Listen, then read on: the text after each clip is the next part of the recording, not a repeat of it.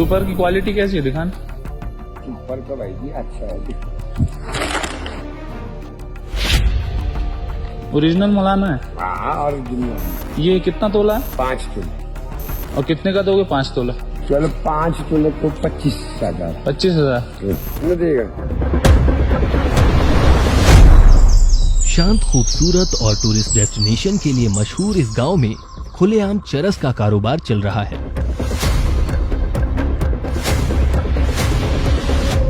एक तरफ पूरे हिमाचल में इलेक्शन की हलचल है तो दूसरी तरफ कुल्लू से 44 किलोमीटर दूर मलाना गांव में चुनावी शोर ना के बराबर है, जो माना जाता है दुनिया का सबसे पुराना लोकतंत्र है। हजारों साल पुरानी परंपरा, सिकंदर के वंशज और चरस के कारोबार की गुथी हुई कहानी है मलाना।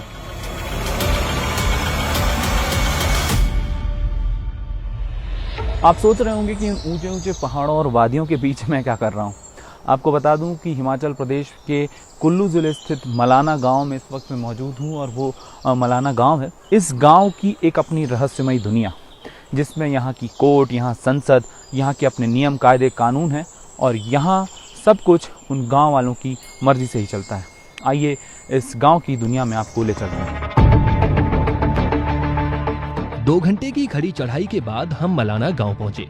हंसते मुस्कुराते चेहरों में थमी हुई जिंदगी का एहसास है। गांव वाले मानते हैं कि वो सिकंदर के वंशज हैं। 326 ईसा पूर्व जब सिकंदर की सेना का पोरस की सेना से युद्ध हुआ तो सिकंदर की सेना के कुछ सैनिकों की टुकड़ी ने इसी गांव में शरण ली। आगे बढ़े तो लकड़ी और पत्थर से बने मंदिर पर तख्ती लगी हुई थी। लिखा था, जमदग्नि ऋषि के इस पवित्र स्थान को छूने पर 3500 रुपए का जुर्माना लिया जाएगा। मंदिर को छूने पर जुर्माना। आगे दुकान में कुछ खरीदा तो दुकानदार ने पैसे दूर रखने को कहा। जो भी कस्टमर जैसे रहते हैं, आप सीधे उनसे हाथ से पैसे नहीं लेते, यहाँ रखने बोल देते हैं। 2450 की आबादी वाले मलाना में ज्यादातर ठाकुर जाति के लोग रहते हैं। सिर्फ 30-40 लोग ही हरिजन हैं जो गांव के बाहर रहते हैं।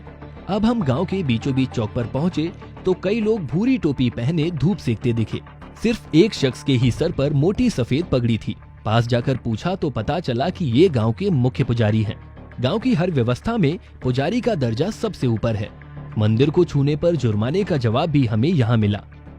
ये पुजारी का चुनाव कैसे होता है? पुजारी कैसे बनाया जाता है? हमारा खानदानी होते हैं। जो सफेद कपड़ा ये हर कोई नहीं पहन सकता। नहीं, गूर पहनते हैं। गूर जो गूर होते हैं, देवते के यहाँ पूजा करते हैं।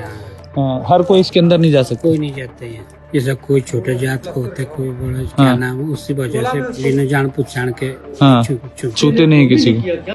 गांव वाले बताते हैं कि बाहर का कोई कानून गांव में नहीं चलता है।